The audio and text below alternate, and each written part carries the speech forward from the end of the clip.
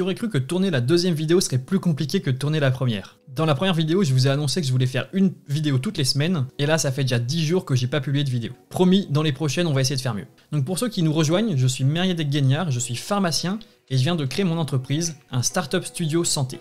Rapidement, c'est une structure qui co-crée des startups dans le monde de la santé. Dans cette série de vidéos, je vais vous inviter à venir avec moi depuis la création d'entreprise jusqu'aux étapes clés qui vont jalonner sa vie. Je vais donc vous partager les échecs, les réussites, les challenges et les défis de l'entreprise. Vous pourrez donc vous en inspirer pour créer votre propre boîte, mais surtout observer les erreurs que je vais faire et ne surtout pas les reproduire. Dans cette première vidéo, je voudrais vous faire un résumé rapide de ce qui s'est passé lors de la création de l'entreprise. Vous aurez donc une idée claire de ce qui se passe concrètement quand on veut créer sa propre entreprise. À savoir, il y a pour moi 4 grandes étapes dans la création d'entreprise. La première, c'est la rédaction des statuts de l'entreprise. La deuxième, c'est l'ouverture d'un compte bancaire. La troisième, c'est son immatriculation. Et enfin, la quatrième, qui peut être aussi en parallèle, c'est la rédaction du pacte d'associés.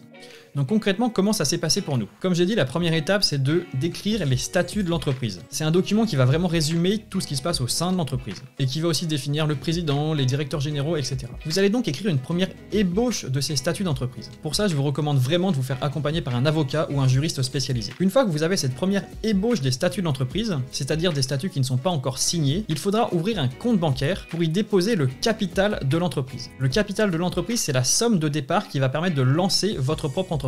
Dans notre cas, on a choisi de mettre 1000 €. Mais je vous recommande vraiment de mettre plus si vous voulez lever des fonds parce que ça garantit à la banque que vous êtes vraiment impliqué dans votre projet. Chose que j'ai pas précisé dans les statuts, évidemment je vais pas rentrer dans le détail parce que c'est un gros document d'une trentaine de pages, mais la petite chose à savoir c'est que nous on a choisi le statut SAS parce que c'est la forme juridique la plus simple et la plus flexible. Donc voilà, une fois que vous avez cette ébauche de 30 pages de vos statuts, avec votre statut juridique SAS, etc., vous avez défini votre capital, il va falloir trouver une banque pour déposer ce capital. Dans notre cas, on a utilisé Shine, une banque en ligne, dédiée aux entrepreneurs et notamment aux petites entreprises comme la nôtre pour le moment. Vous vous rendez donc sur Shine, vous suivez toutes les étapes, on va vous demander 1000 fois votre nom, prénom, date de naissance, celui de vos associés, etc., etc. Donc je vous recommande vraiment d'avoir ça dans un document à part pour faire des copier-coller en permanence.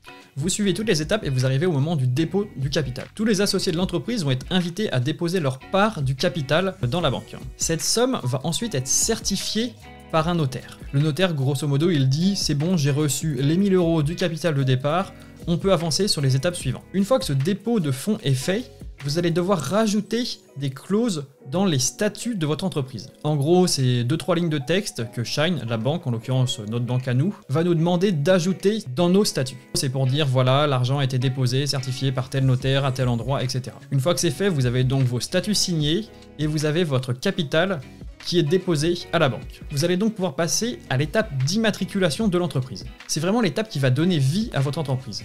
Pour ça, il faut se rendre sur le site Infogreffe et toutes les étapes peuvent être faites en ligne. Sur Infogreffe, la même chose, vous créez votre compte, on va vous demander 1000 fois la même chose, nom, prénom, adresse, etc. On va aussi vous demander de prouver que vous n'avez pas été condamné, où est-ce que vous habitez, etc. Et c'est sur Infogreffe que vous allez ajouter vos statuts signés, votre certificat de dépôt de capital et un troisième document qui est la publicité légale. En gros, c'est un document qui garantit la transparence de la vie économique française. Pour obtenir ce document, cette publicité légale, il faut se rendre sur un journal d'annonces légales. Pour ça, il faut aller sur le site du JAL, tout se fait en ligne. C'est très rapide, vous indiquez rapidement les informations de l'entreprise pour dire que l'entreprise a été créée. Vous payez 250 € et vous avez votre petit papier qui dit que vous êtes paru au JAL. Vous ajoutez ce papier dans votre dossier sur Infogreffe, et là votre dossier est complet, il n'y a plus qu'à appuyer sur envoyer. Une semaine plus tard, vous allez recevoir votre extrait CABIS.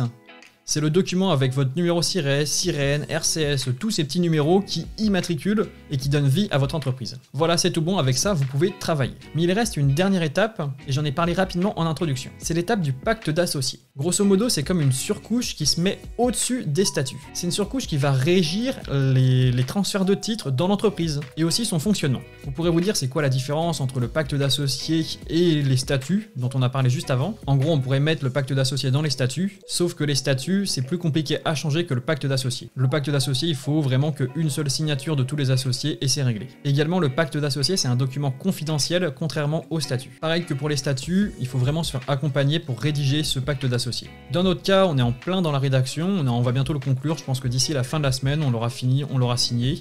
et puis tout sera parfait pour lancer le Startup Studio réellement. Donc voilà, je sais que c'était sûrement pas la vidéo la plus passionnante, mais je voulais vous partager avec vous les étapes de la création d'une entreprise. Comme vous avez pu le voir, je suis pas rentré dans le détail des micro-étapes qu'il y a dans chacune des grosses étapes. Donc si vous avez des questions, n'hésitez pas à me les poser, et avec mes faibles compétences juridiques, je pourrais essayer de vous aider. Et surtout, n'hésitez pas à vous faire accompagner sur cette étape-là.